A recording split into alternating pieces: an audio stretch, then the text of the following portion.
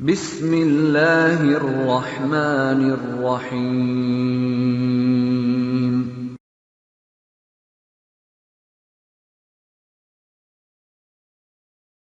اللهم صل على محمد وعلى آل محمد كما صليت على إبراهيم وعلى آل إبراهيم إنك حميد مجيد اللهم بارك على محمد وعلى آل محمد كما باركت على إبراهيم وعلى آل إبراهيم انک حمید مجید۔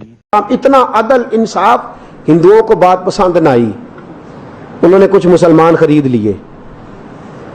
سلطان شمس الدین التمش بیٹھا ہے دربار میں، جاگ رہے ہیں نا آپ لوگ؟ سب کہیے صلی اللہ علیہ، بڑی غور سے سننے والی بات۔ ایک دن سلطان شمس الدین تمش دربار میں بیٹھا ہے، قاضی عدالت بھی بیٹھے ہیں، مقدمات سنے جا رہے ہیں۔ باہر سے رونے کی آواز آنے لگی، چیخنے چلانے کی، بی بی بیان کر رہی، کیا ہو گیا کیا ہو گیا؟ وہ ٹال لگے ہوتے تھے بادشاہوں کے، وہ بجنے لگے، زور ہونے لگا۔ بادشاہ نے کہا اس فریادی کو جلدی بلاؤ۔ وہ اندر عورت آئی تو چیخ چیخ کے رو رو کے اس نے اپنے کپڑے پھاڑ پھاڑ کے، برا حال، 2 مہینے کا بچہ، لوگ اس کی آہو زاری پر اس کی طرف متوجہ، بی بی کیا ہوا؟ پانی پلاؤ، بٹھاؤ، یہ کیا ہو گیا؟ کہنے لگی لٹ گئی، عزت برباد ہو گئی، تباہ کر دی گئی۔ میں کیا ہوا؟ کہنے لگی بادشاہ ایک شخص میرا غیر شرعی خاوند بنا، پھر مجھے حمل ہوا، پھر میری گود میں یہ بچہ ہے 2 مہینے کا، اب گئی ہوں تو وہ کہتا ہے کہ میرا تو تیرے سے تعلق ہی کوئی نہیں۔ بادشاہ کہنے لگے یہ سلطان شمس الدین تمش کی جگہ ہے، اور میں نے رسول اللہ صلی اللہ علیہ وسلم کے دین کے مطابق حکومت استوار کی ہے، کون ہے جو تیرے ساتھ؟ ابھی گردن نہ کاٹ دوں گا، بات کر کون ہے؟ کہنے لگی تو کچھ بھی نہیں کرے گا، کوئی کچھ نہیں کر سکتا۔ لوگ کلمے چھوڑ کے بیٹھ گئے، توجہ ادھر ہو گئی۔ پراپوگنڈے بڑا اثر کرتے ہیں معاشرے پہ، رنگ ایسا عجیب ہے، انداز ایسا عجیب ہے۔ فرمایا بات تو کر۔ اس عورت کی آواز گونجی تو حالات ہی خراب ہو گئے۔ کہنے لگی بادشاہ حوصلہ پیدا کر سننے کا۔ کہا تو بات کر۔ کہنے لگی میرے گود میں جو بچہ ہے یہ قطب الدین بختیار کاکی کا ہے، یہ تیرے پیر کی ناجائز اولاد ہے۔ اٹھاؤ، پروفیسر سلیم چشتی نے PhD کی ہے، وہ لکھ رہے ہیں اس واقعے کو، تیرے پیر کا ناجائز بچہ ہے۔ ہاتھ کانپنے لگے بادشاہ کے، کہنے لگے یا اللہ کبھی تو قیامت برپا کر دے تو معاملہ ٹھیک ہو جائے، میں تیری زبان کھینچ دوں گا تیری تو نے بات کیسے کی؟ کہنے لگی میں نے کہا تھا نا تیرے اندر حوصلہ نہیں، میری عزت تار تار ہو گئی اور تو پیر بچا رہا ہے۔ اللہ اکبر۔ سلطان شمس الدین تمش آسمان کی طرف دیکھ کے کہنے لگے مولا مجھ مجرم کو جس کی برکت سے اٹھا کے تو نے مسجد میں پہنچایا، آج مجھے تو نے کس امتحان میں ڈال دیا؟ یہ کیا رنگ تو نے زندگی کا بنایا ہے؟ کہنے لگی بلا اسے، اڑاب گردن۔ اللہ اکبر۔ خواجہ قطب الدین بختیار کاکی، ذرا اس جگہ پہ اپنے آپ کو کھڑا کر کے دیکھ میرے دوست۔ جو شخص دلی کے بازار میں نکلے تو دکانیں بند ہو جائیں، عورتیں گھروں میں گھس جائیں، جس کے نام پر چرچے ہوں دین کے، وہ شخص لاٹھی ٹکاتا ٹکاتا، عرس منانے آسان ہے، ڈھول ڈمکے کر کے گھروں کو جانا آسان ہے، پر ذرا ان کی راہوں کا مسافر تو بن انہوں نے انداز کیا اختیار کیا۔ حضرت خواجہ قطب الدین بختیار کاکی، خبر پھیل گئی، اتنی شہرت پاکیزگی کی نہیں ہوئی تھی جتنی اس جرم کی ہوئی۔ لاٹھی ٹکاتے ٹکاتے جب پہنچے نا بادشاہ کے دربار میں، بادشاہ اٹھنے لگا، قاضی اٹھنے لگا، لوگ اٹھنے لگے، تو قطب الدین بختیار کاکی کی آنکھوں میں آنسو آئے، مانے لگے بیٹو بیٹھ جاؤ، آج میں پیر بن کے نہیں آیا، میں مجرم بن کے آیا۔ اور کہا میرے مالک کا انصاف بھی دیکھو، دلی کا پیر آج دلی کی عدالت میں اپنے نا کردہ جرم کی صفائی دینے آیا ہے، بڑی لاٹھی پہ ٹیک لگائی، دلی کی گلیاں بھی روتی ہیں کہ یہ کیا رنگ، اللہ یہ تیرا کیا رنگ ہے، یہ تے میں گڈی تے ہاتھ ڈور سجن دے، او جنج رکھے اونج رہنا ہے، واجب نہیں جے وچ شریعت، منڈا خسم نو کہنا، اے تن میرا کنگھی ہووے، میں زلف سجن دی واواں، پوش میرے دی جتی بن جائے، میں یار دی قدمی آواں، مارو مارو مینوں مار مکاؤ، کوئی یوزر نہ پیش لے آواں، جے سونا ہی میرے دکھ وچ راضی، جے سونا ہی میرے دکھ وچ راضی، تے میں سکھ نو چلے ڈاواں، پر یار فریدا کدی مل پے سونا، یار فریدا جے کدی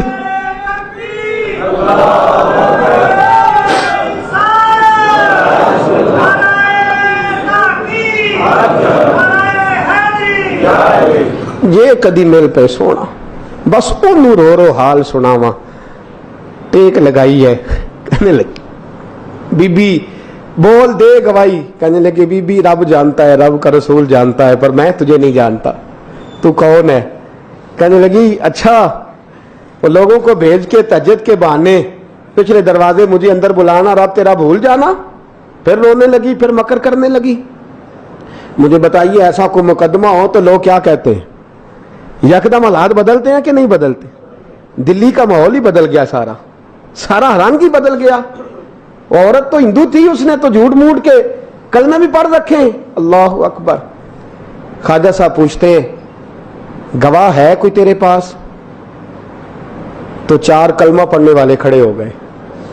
اللہ کرے کلمہ پڑھنے والے بکا نہ کریں، آمین تو کہیں۔ وہ کھڑے ہو کے کہنے لگے ہاں ہم نے آتے بھی دیکھا ہے، جاتے بھی دیکھا ہے۔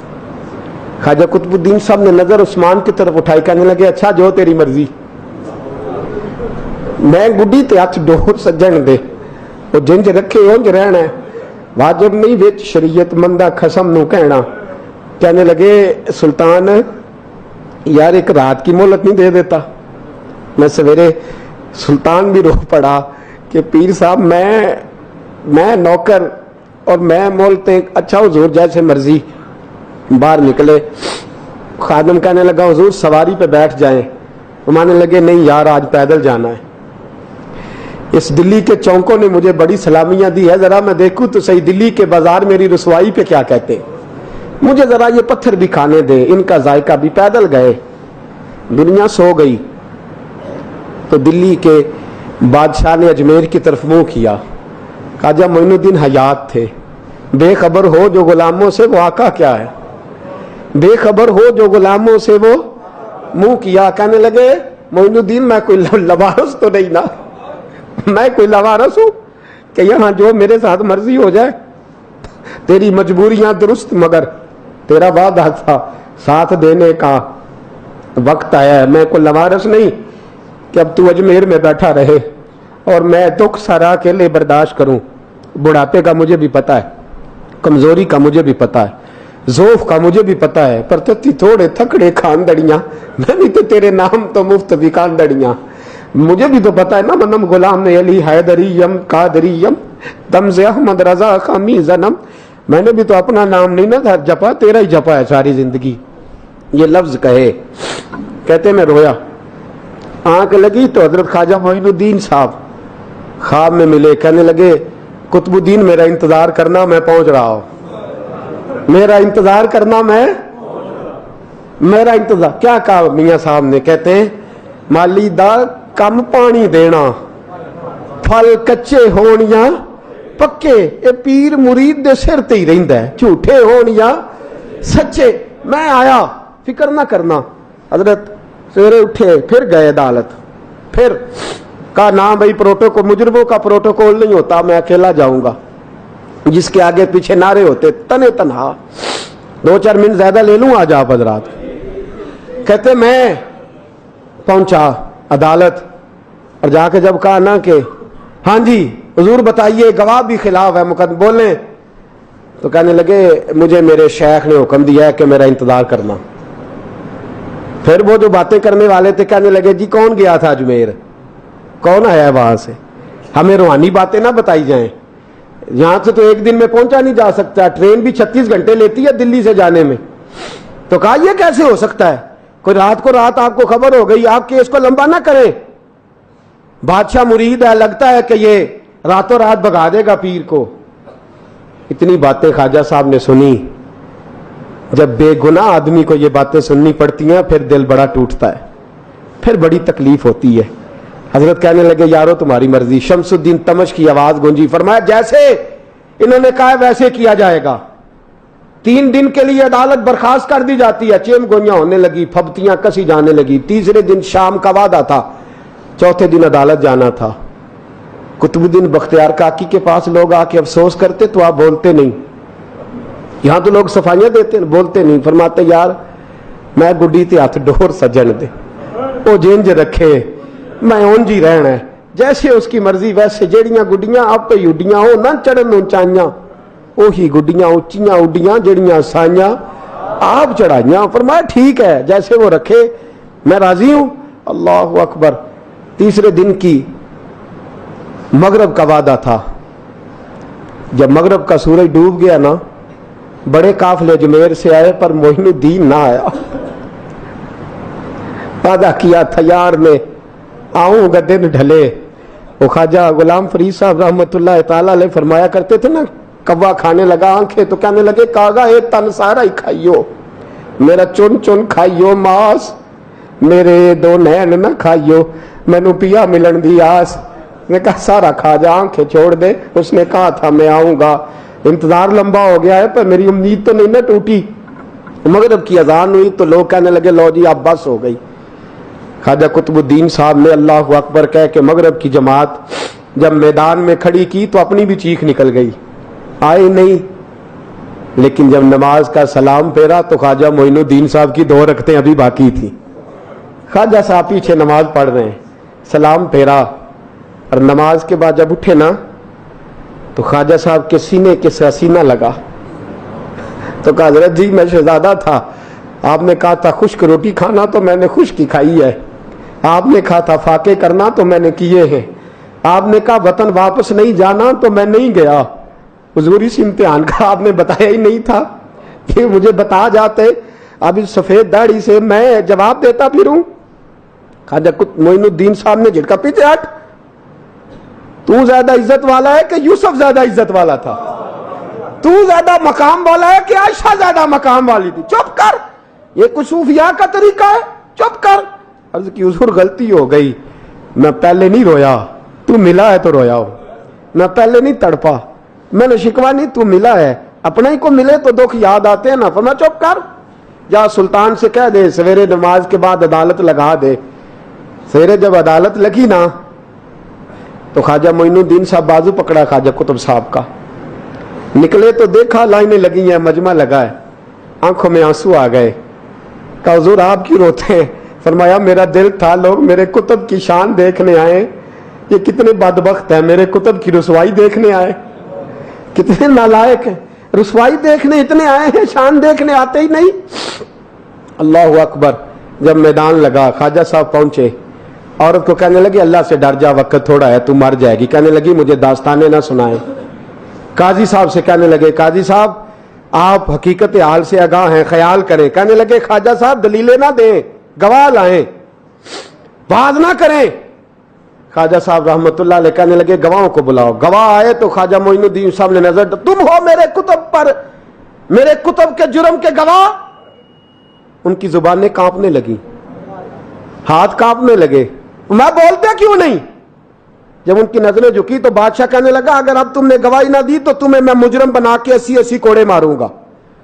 کہنے لگا جی دیکھا ہے ہم نے تہجد کے وقت۔ جب سب گواہیاں پوری ہو گئیں، عورت بھی تڑپ رہی ہے، رو رہی ہے، 2 مہینے کا بچہ گود میں ہے، اب بولیے۔